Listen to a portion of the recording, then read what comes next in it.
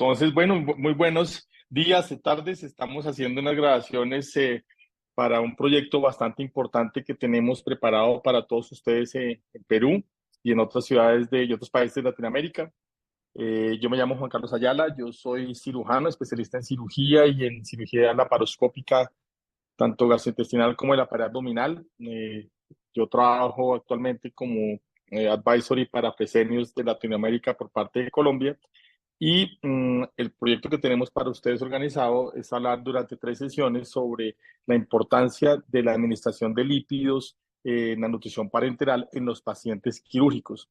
Hemos dividido este proyecto en 3 conferencias que son bastante cortas, pero con mucha información que nos interesa para que ustedes puedan tener unas bases muy sólidas sobre cuál es la importancia de los lípidos en los pacientes de la nutrición parenteral, los lípidos en la nutrición parenteral en los pacientes quirúrgicos.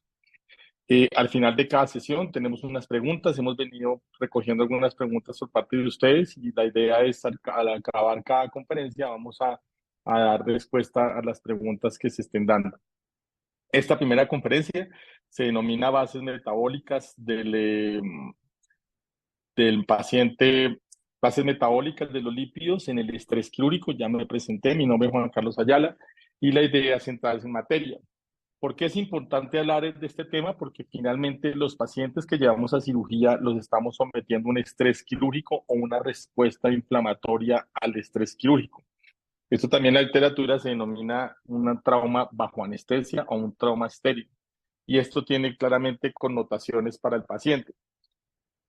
Cuando ustedes llevan un paciente a cirugía, el objetivo primordial es tratar o intentar tratar, mejorar una condición que el paciente tenga, ya sea infecciosa, traumática, tumoral, incluso estética, que está afectando su calidad de vida y su estado de salud.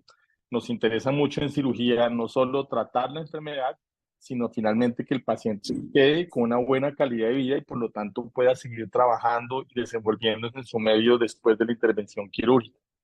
Durante el proceso se lesionan tejidos y esta lesión de los tejidos van a liberar sustancias que fomentan o que van a orquestar la formación de una respuesta inflamatoria. Y este estrés inflamatorio, pues es una cadena de sucesos que están comandados por grupos celulares que a partir del flujo hormonal y por la secreción de citoquinas y otros actores, se busca entonces hacer un adecuado ensamblaje en la respuesta inflamatoria, pero esto obviamente hace que se aumente el consumo energético en el individuo. Las células que se activan, la diferenciación celular, la producción de sustancias, finalmente necesita como condición sine qua non que tenga el paciente energía entendida en ATP y esto aumenta su consumo energético. ¿Cuánto aumenta el consumo? Este consumo se aumenta proporcional a la magnitud del estrés que se genera. Entre más grande la cirugía, más consumo energético se genera y el paciente más inflamado está. Hacer una cirugía inguinal, un lipoma, tiene menos respuesta inflamatoria comparado con una colectomía, una pancreatectomía, un trasplante hepático. Entonces, la idea es que ustedes entiendan que actualmente hablamos de cómo hay un consumo energético asociado a la cirugía para poder satisfacer las necesidades que el paciente tiene en ese momento. Si ustedes observan esta gráfica, desde que se hace incisión en piel, con el bisturí empezamos la liberación de sustancias proinflamatorias que están elevadas 12, 24 horas, y esto lo que va a hacer es que va a hacer la activación de células que están residiendo en piel, en tejido celular subcutáneo, en la grasa como tal. Miren cómo los pacientes que están con bastante panículo adiposo tienen una liberación con la cirugía de TNF-alfa, que es una citoquina proinflamatoria, y por ende se denomina que el paciente obeso ya de base está inflamado. Una vez usted llega al órgano que va a operar, hígado, páncreas, pulmón, estómago, hay liberación de patrones moleculares asociados a ese daño quirúrgico que van a la circulación, inicialmente microcirculación, van a ser responsables del daño endotelial, aumentan la adhesión plaquetaria, por eso el paciente operado y con inflamación tiende a ser procoagulante y aumenta el flujo de neutrófilos. En esencia, esta gráfica lo que les quiero mostrar es que la cirugía, a pesar de que tiene un objetivo terapéutico, a pesar de que tiene una intención sin duda benévola, pues tiene unas consecuencias en el paciente que lo inflaman, lo desgastan y finalmente lo desnutren. Por eso entonces hay que pensar de dónde provienen las reservas del individuo y esto en su gran porcentaje esa energía proviene de sus reservas propias. Si yo llevo un paciente con buenas reservas a cirugía, el paciente va a tener la suficiente gasolina para poder tener adecuado combustible para sus células y sobrellevar el estrés quirúrgico y también de la energía que usted le están dando desde antes de la cirugía y después de la cirugía, que eso actualmente se conoce como terapia nutricional especializada. Entonces, eso es un aspecto muy importante en el paciente quirúrgico que como cirujanos no debemos dejar al lado, sino por el contrario debemos enfrentar. Así no hagamos soporte nutricional, así el soporte lo hagan otras personas, nosotros como cirujanos debemos estar pendientes que nuestro paciente esté bien intervenido nutricionalmente. Ahora, ¿de qué depende que esa energía del paciente o la que usted le está dando por enteral, por nutrición parenteral, se use adecuadamente? De las condiciones metabólicas del paciente, de sus características hormonales, y en eso hacemos referencia a un paciente obeso con resistencia a la insulina, pues en la medida que usted le dé más carbohidratos va a ser más hiperglicemia. Entonces uno tiene que empezar a mirar cómo es la condición metabólica del paciente para anticiparse a estas situaciones y es deber del cirujano interpretar al paciente desde el preoperatorio. Hay un escenario de cirugía electiva, hay un escenario de cirugía de urgencia. En el escenario de cirugía de urgencia, lamentablemente uno no tiene el tiempo para hacer una evaluación completa, porque son cirugías de urgencia, pero sí en las cirugías que son electivas o pseudoelectivas, esos que se hospitalizan por urgencias y después se hospitalizan un día después, se supone, o es obligación más bien, que el cirujano debe interpretar al paciente, identificar esos factores que son modificables en donde el principal es su estado nutricional.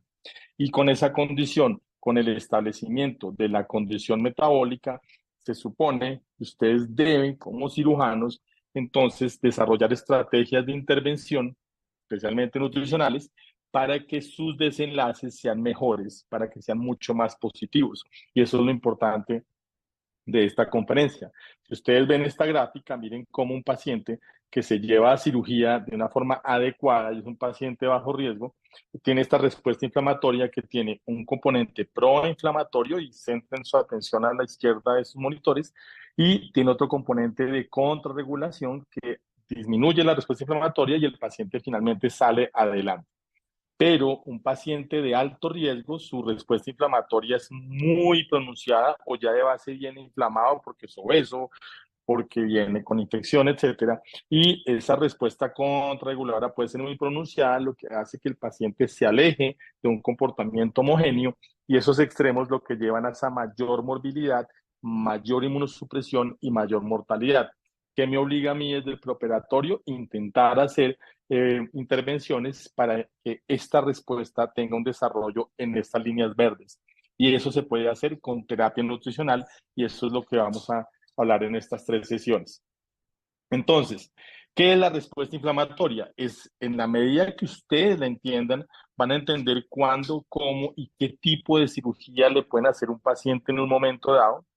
Consideren que la cirugía inflama, hay cirugías que inflaman más, hay cirujanos que inflaman más sin duda, pero en esencia la cirugía inflama y usted tiene que entender el movimiento celular que implica que consume y gasta energía y si usted reconoce esos procesos, usted puede entonces anticiparse y proponer programas de rehabilitación preoperatoria que están ahorita bastante en auge a nivel mundial. Una vez usted entienda la inflamación, usted puede entender que también operar pacientes inflamados es muy contraproducente y que inflamación sobre inflamación también es muy peligroso.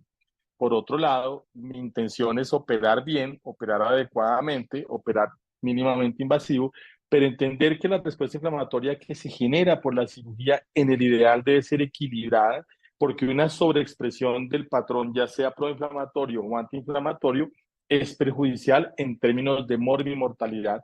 Y entonces, si usted entiende la respuesta, pues usted sabe claramente como cirujano que esto le sirve para su cicatrización. Cuando uno opera cirugía resectiva y reconstructiva gastrointestinal, páncreas, estómago, esófago, colon, pues la idea es quitar de forma adecuada el segmento a resecar, pero sobre todo que esa conexión nueva, esa reconstrucción que usted haga, esa anastomosis, tenga una adecuada cicatrización, porque lo que más complica el posoperatorio son las fístulas de las reconstrucciones que uno hace. Por eso entonces surge la necesidad de tener claramente en mente que ustedes a la mayoría de pacientes quirúrgicos en algún momento dado deben ofrecerle una terapia nutricional que ya sea preoperatoria, intraoperatoria o posoperatoria o como se llama perioperatoria, porque la idea es que ustedes la inicien desde el preoperatorio y si, según la evolución del paciente en el posoperatorio se continúe como tal. En este contexto hablamos de la rehabilitación, que es esas estrategias que están están diseñadas y están encaminadas que el paciente tenga una mejor reserva. Yo lo nutro, le doy buena proteína, lo inmunonutro, vamos a hablar de eso después, pero también le doy terapia física, lo hago caminar, le quito ansiedad, todo eso creo que ustedes lo tienen claro en el protocolo ERAS, pero es muy importante que piensen cómo la terapia nutricional especializada, que hace referencia a sus tres formas, enteral, parenteral o mixta, es la estrategia que a la luz de la evidencia actual muestra cómo es la mejor estrategia modificable en los pacientes quirúrgicos que mejoran los desenlaces postoperatorios. Entonces, cuando usted habla de terapia nutricional, estamos hablando de estrategias en donde usted le está dando al paciente energía y esa energía es clave para el proceso y esta intervención se hace aportando sustancias que son nutrientes que no solo producen energía, no solo le dan energía al paciente, sino que también son capaces de modular la respuesta inflamatoria que usted le está haciendo al paciente con la cirugía. Y eso actualmente se llama entonces la capacidad que usted puede dosificar y en el momento que usted decida dárselo, y todo esto se llama inmunonutrición y se está haciendo mucho actualmente en los pacientes quirúrgicos. Usted esta intervención la puede hacer por vía enteral o como en un 60% de los pacientes de cirugía se da por vía parenteral. ¿Por qué? Porque si observamos los números, los pacientes que han sido a gastrectomía o que llegan obstruidos o que llegan con pilórico, los pacientes con lesiones pancreáticas, su capacidad de ingesta está tan disminuida que realmente dependen mucho de intervenciones por vía parenteral para mejorar su condición en el preoperatorio. Si ustedes ven, esta es la pirámide de la intervención nutricional y ustedes ven cómo el paciente se le da vía oral, pero en el 60% de los pacientes de las áreas de hospitalización quirúrgica están sin vía oral.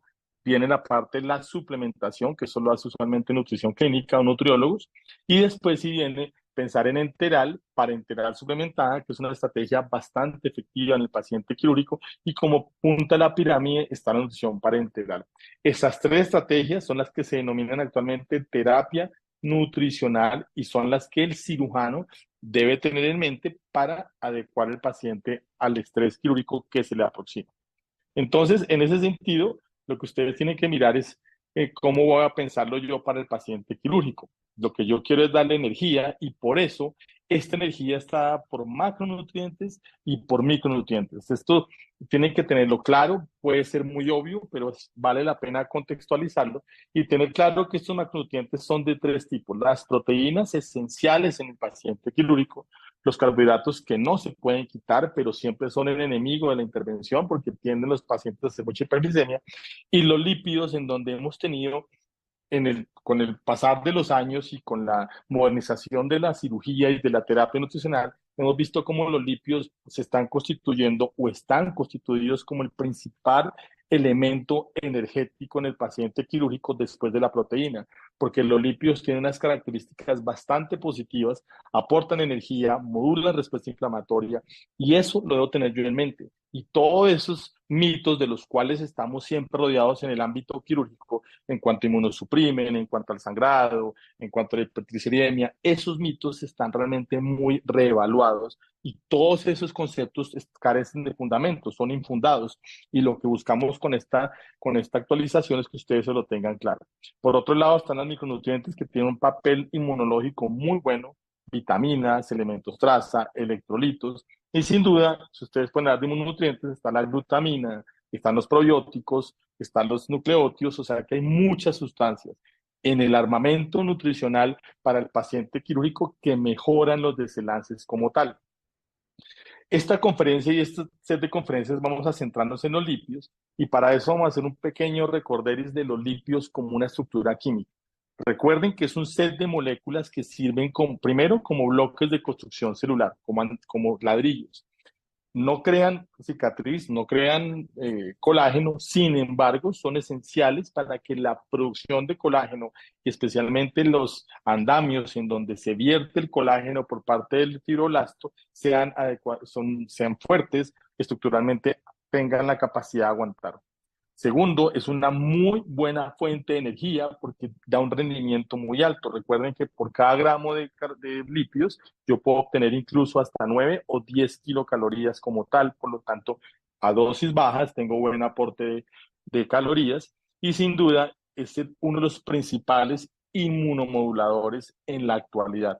El omega 3 parenteral se constituye como el principal inmunomodulador. Las guías para paciente quirúrgico, para guías preoperatorias, para paciente quirúrgico en cuidado intensivo, muestran con un nivel de evidencia 1A que es los pacientes que van a ser llevados a cirugía o que pasaron por una cirugía, que están en cuidado intensivo o que están en falla intestinal, necesitan dentro de su formulación lípidos de última generación y eso lo vamos a hablar en las siguientes conferencias.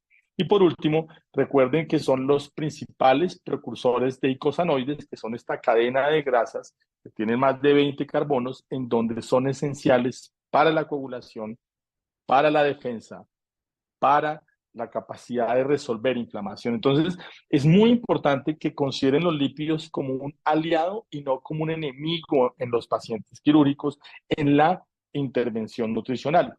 Y sin duda, hay algo muy importante y vamos a recordar hoy, pues nosotros no generamos ácidos grasos esenciales. Se llaman esenciales porque yo tengo que obtenerlos de la dieta o de la nutrición que me den. Si ustedes dejan a un paciente con nutrición parenteral por más de 7 a 10 días sin lípidos, el paciente empieza a hacer deficiencia de ácidos esenciales, tanto omega 6 como omega 3. Por lo tanto, no está bien, no es una estrategia de atención en salud adecuada tener un paciente con nutrición parenteral sin lípidos en su formulación. Entonces, hablando de la estructura química, son moléculas hidrofóbicas, es decir, no les gusta el agua. Tienen dos componentes, un grupo carboxilo y terminan con un grupo metilo. Esto no es para que tengamos una clase de biología hoy, sino para que lo tengan en mente. Lo que es importante es que usted los nombra según los números de carbono. Si tienen tanto número de carbonos en cadena corta, sino cadena media y cadena larga.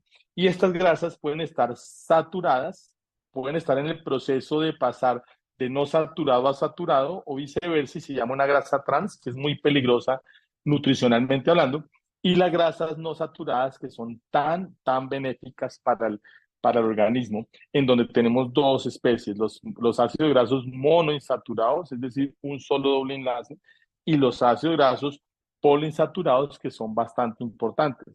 Si ustedes ven acá, aquí les muestro cómo está la cadena. Ustedes ven aquí el grupo carboxilo, aquí el grupo metilo, y ustedes aquí pueden ver entonces cómo se ve el grupo metilo, y a partir del carbono 3 uno empieza a ver los dobles enlaces. Cuando no hay dobles enlaces, como se nota acá, esto es una grasa saturada. Y si ustedes observan el lado derecho de las pantallas, aquí hay dobles enlaces, eso es un ácido graso. Aquí tiene más de un doble enlace, por lo tanto es un ácido graso poliinsaturado. Teniendo esto presente, tengamos también claro que forman bloques celular para hacer ésteres, andamiajes, para hacer triglicéridos primordiales en energía y los fosfolípidos que son importantísimos componentes de la membrana celular.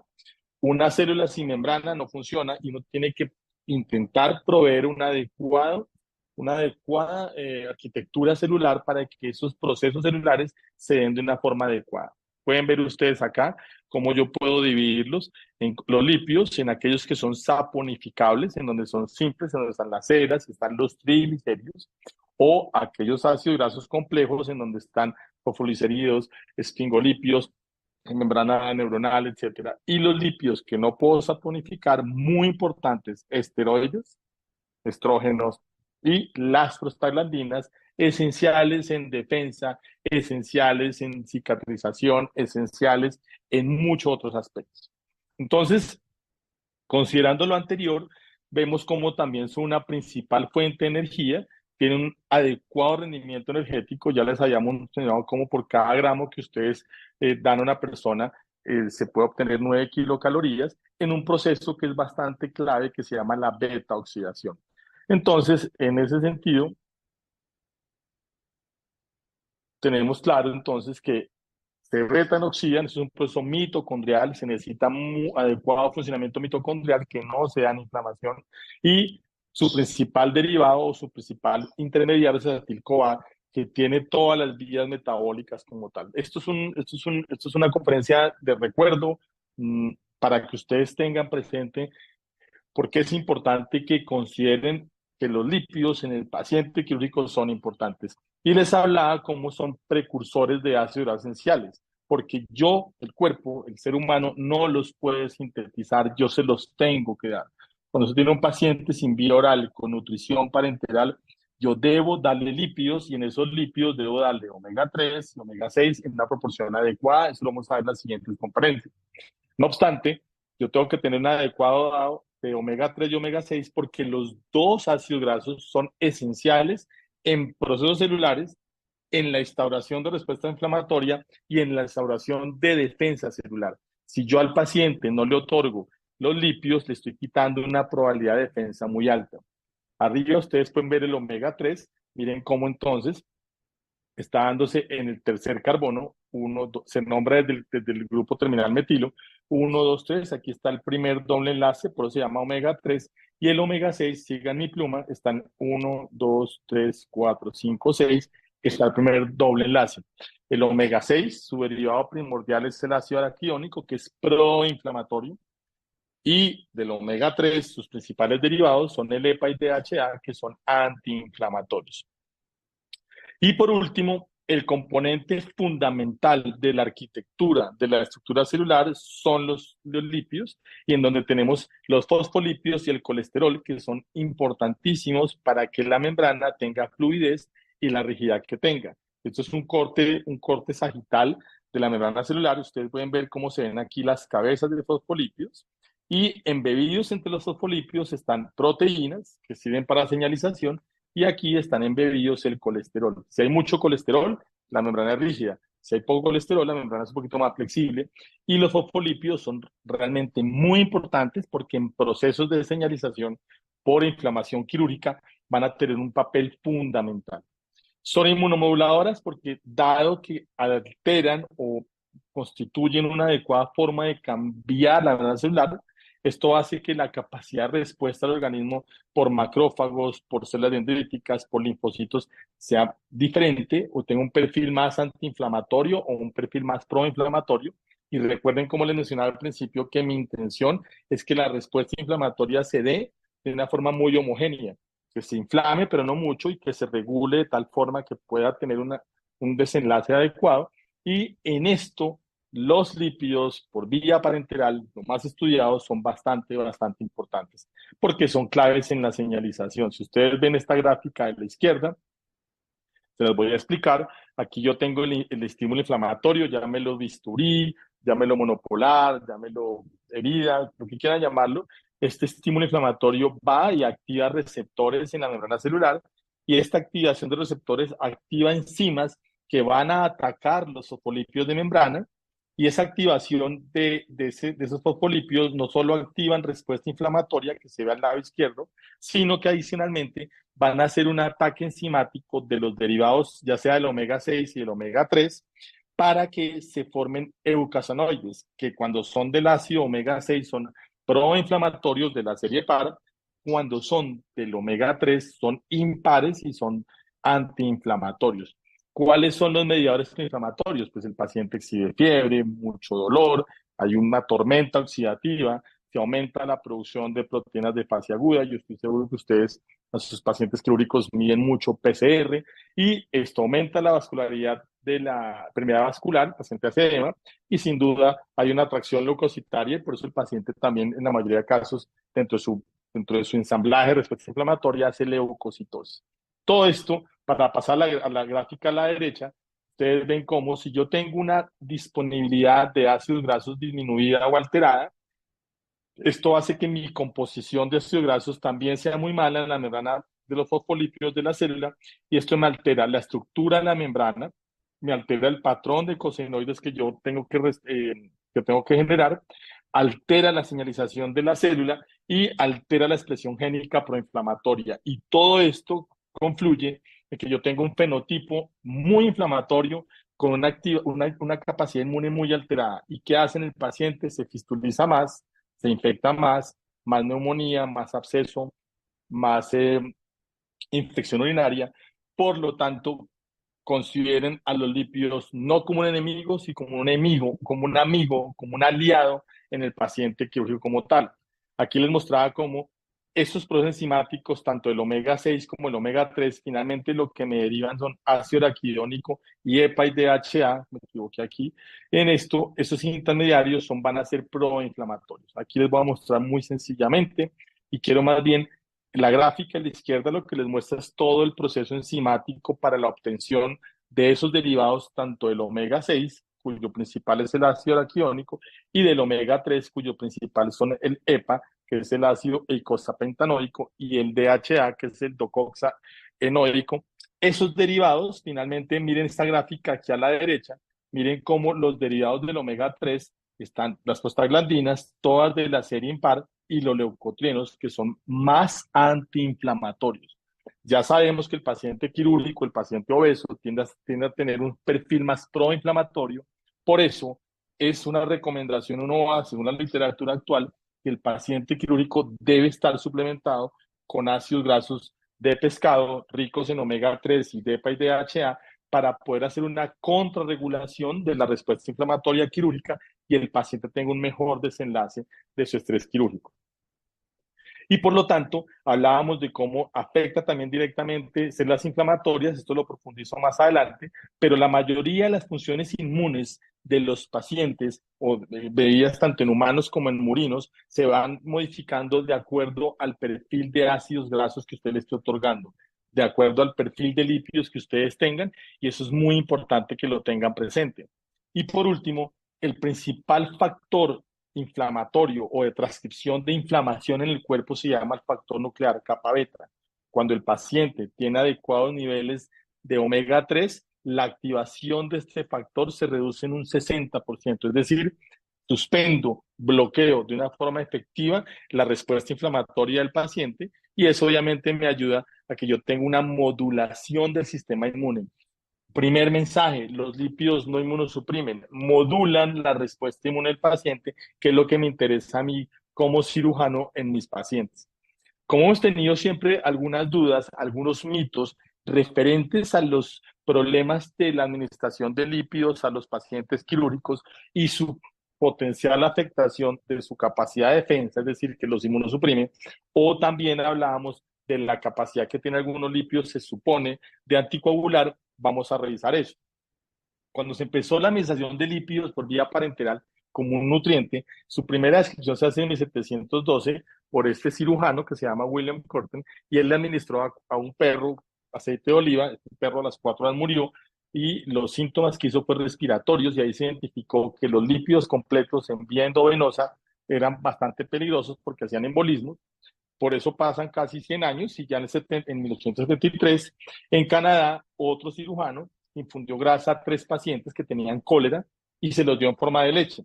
2 pacientes sobrevivieron, uno murió, pero aquí se dieron cuenta sobre la necesidad de modificar las grasas que iban a infundir. Tenían que modificar esas grasas, y pasaron muchos años hasta que en el 61 Arvid Redling, que también es cirujano, lo que encontró, y se le denomina el papá de la opción parenteral completa, él a partir de extractos de yema de huevo logró crear unos componentes que se denominan pseudoquilomicrones, en donde sí se emulsificaron las grasas, y con eso se pudo hacer la primera infusión completa de parenteral en un paciente.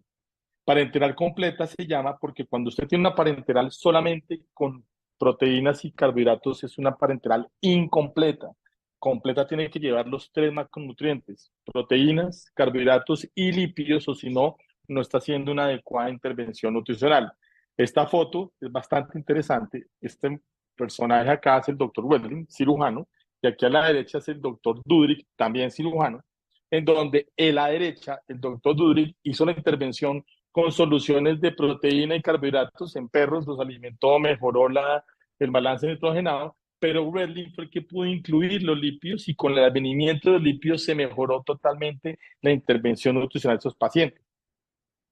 Por eso, cuando empezó el auge de la parenteral con lípidos, se empezaron a crear mitos sobre su capacidad inmunosupresora, lo cual en este momento está completamente reevaluado y son conceptos infundados, es decir, no tienen fundamento más allá del miedo que se genera en algún momento.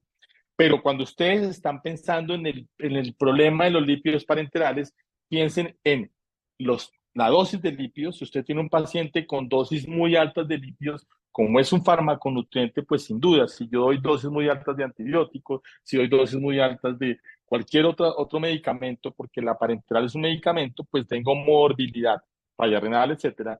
Dosis muy altas de lípidos tienen hipertrigliceridemia. Yo tengo que revisar las dosis, que eso lo vamos a revisar en estos seminarios. Y lo segundo es el tipo de lípidos que estoy dando. Es muy importante que ustedes consideren qué tipo de solución de lípidos tiene disponible, si son de primera, segunda, tercera o de última generación. Por eso es clave que en estos seminarios lo podamos resolver. En la siguiente conferencia vamos a profundizar el tipo de lípidos que existen actualmente. Haciendo revisiones recientes, les traigo esta revisión. Nosotros vamos a compartirle a ustedes, los interesados, toda la bibliografía. Y aquí se hablaba del rol de los lípidos en la regulación de las respuestas inmunes. Y aquí se sabe entonces, uno, no bloquean la función linfocitaria, sino por el contrario, ayudan a que el linfocito se diferencie más al subtipo antiinflamatorio, es decir, que su respuesta sea más controlada y más contenida, y esto gracias a la acción de los derivados del omega 3. Favorecen la producción de citoquinas reguladoras y antiinflamatorias y disminuyen la producción de citoquinas proinflamatorias, potencian la actividad de los linfocitos natural killer claves en el paciente quirúrgico porque son los que me generan la limpieza de la cicatriz, que no se infecte y que tenga una buena cicatrización con una buena secreción de colágeno, inicialmente 3 y después se clive a colágeno tipo 1, y sin duda regulan la función fagocitaria, que sea la célula, los macrófagos especialmente, responsables de una adecuada fagocitosis. Observen cómo, si yo tengo un paciente con alto aporte de ácidos grasos saturados y colesterol, tengo característicamente alteraciones inmunológicas. Eso sí se da. Entonces yo tengo que no tener un paciente suplementado con lípidos que tengan alto aporte de colesterol y alto aporte de ácidos saturados. Por el contrario, si mis lípidos tienen un alto aporte de ácidos grasos poliinsaturados, especialmente de omega 3, lo que tengo es una regulación en monocitos, macrófagos, natural killer. Incluso en los macrófagos intestinales tengo menos permeabilidad, por lo tanto mi intervención es regulatoria, es modulatoria y el paciente hace menos respuesta inflamatoria como tal. Si hablamos respecto a lo que está pasando con la coagulación, había otra creencia que también el paciente con lípidos tenía riesgos de anticoagulación, que porque disminuía el conteo plaquetario, que porque el paciente no coagulaba. ¿Qué pasa acá? Hablando fisiológicamente, y esto es un estudio bastante interesante publicado en el 2018 en un journal que se llama Current Opinion on Clinical Nutritional Metabolism and Care, en donde ellos hablan de cuáles son estos mitos que no son ciertos sobre los lípidos endovenosos, especialmente que tienen aceite de pescado. Recuerden cómo les mostraba yo que los eicosanoides que se generan por el omega 3 son de la serie impar. Por lo tanto, el tromboxano que se genera ahí teóricamente es menos fuerte que el tromboxano fuerte de la serie par que viene del omega 6. Pero los estudios clínicos han reevaluado completamente eso y el tener pacientes con dosis de 2 o 3 gramos de omegas en cirugías cardíacas, en procedimientos odontológicos, cirugías gastrointestinales, no aumenta la tasa de sangrado. Lo que ustedes tienen que mirar es cuánto es el aporte de vitamina K en la fórmula parenteral o en la solución de lípidos que ustedes estén dando. Aquí les traigo una gráfica que explica un poquito más. Miren cómo cuando hay un aumento del omega 3 aquí en la membrana, entonces hay más omega 3. Los fosfolípidos que se producen hacen que se me disminuya los derivados eicosanoides de la serie par, aumentan los de la serie impar y por lo tanto hay una disminución de la función trombótica, hay una disminución de la agregación plaquetaria, pero eso no se traduce en más sangrado. Lo que se traduce es en menor inflamación y menor coagulopatía por estrés inflamatorio porque regulo y con eso logro antiinflamar. Por lo tanto, no va a haber sangrado a las dosis normales. En la siguiente conferencia vamos a hablar de los rangos de dosis que son seguras en los pacientes con parenteral que están con lípidos y según el tipo de lípidos. Y lo mismo, ustedes tienen que mirar, así no hagan su aporte nutricional, cuánto es el aporte que tiene de vitamina K su fórmula de lípidos para mirar si tienen que poner más vitamina K o no da tanta vitamina K para que el paciente no tenga problemas de coagulopatía en el postoperatorio inmediato o tardío y esto obviamente disminuye la probabilidad de sangrado que el paciente pueda manifestar, que nos preocupa tanto a los cirujanos. Entonces, para terminar esta primera conferencia, recuerden que para el cirujano los lípidos es un macronutriente clave en nuestro paciente quirúrgico porque aporta energía, modula la inflamación quirúrgica y mejora la cicatrización. Por otro lado, sabemos que el perfil inflamatorio de nuestros pacientes es proinflamatorio y por eso los lípidos que estamos administrando de última generación, altos en omega 3, contrarrestan esta condición y ayudan a que el paciente salga mejor adelante con mejores desenlaces. Es clave que ustedes piensen que el paciente quirúrgico necesita lípidos. Una nutrición parenteral en un paciente quirúrgico sin lípidos está mal diseñada y le está generando morbilidad. Lo que usted tiene que hacer como cirujano o como soporte nutricional es mirar la dosis que está dando y el tipo de lípidos que está dando. Es lo más importante y mi principal consejo. No inmunosuprimen, sino modulan función inmune, equilibran la respuesta inflamatoria del estrés quirúrgico, no anticoagulan. Lo que pasa es que hay que mirar otras causas de coagulopatía y evaluar el aporte de vitamina K. Y piensen entonces que todo esto está dentro del marco de la terapia nutricional preoperatoria y desde el perioperatorio, en donde usted sabe claramente que aquí la nutrición es fundamental. Y el paciente quirúrgico, todas las guías europeas, americanas, asiáticas, de las sociedades quirúrgicas, tanto oncológicas como no oncológicas, están mostrando que el paciente que tiene nutrición parenteral debe llevar omega 3 dentro de su formación de lípidos para que tenga unos adecuados desenlaces traducidos en menos infección, más sobrevida, menos fístula, menor tasa de hospitalización. Y todo eso junto reduce los costos hospitalarios y reduce obviamente la estancia hospitalaria. Entonces, terminamos en este aspecto. Miren cómo significa cómo usted vea la situación. Finalmente, los lípidos son muy buenos amigos en nutrición parenteral, en la terapia nutricional son muy buenos siempre y cuando estén bien dosificados y sean los adecuados lípidos. Los adecuados lípidos son la última generación y la otra semana vamos a hablar de, de esta situación. Ahora, para terminar, nos hablaban de dos preguntas específicas. Estaban informando que si era cierto que si un paciente que tiene trombocitopenia, entendía por plaquetas, un recuento de plaquetas por debajo de 40.000, tenía contraindicación de lípidos. No, no hay contraindicación de lípidos, ninguna guía está hablando de una contraindicación de administración de lípidos, especialmente utilizamos lípidos de última generación. Sin embargo, los lípidos primeros o los lípidos de última generación no se han visto que tengan una afectación directa a la función plaquetaria y a la condición esplénica, por lo tanto no hay contraindicación. Respecto a la segunda pregunta que nos hacían, si los pacientes que están con hipertrigliceridemia deberían reducir el aporte de lípidos. Primero, ustedes tienen que determinar cuánto es el valor basal de triglicéridos. Cuando ustedes empiezan nutrición parenteral, yo empiezo con un aporte de triglicéridos, un sondeo de la condición del paciente, y actualmente la mayoría de guías hablan que se considera hipertrigliceridemia por encima de 300 miligramos de cilitro. Si el paciente de entrada tiene este valor de triglicéridos, ese paciente de base puede tener una dislipidemia familiar y hay que mirar si es tipo 1, 2, 3 o 4.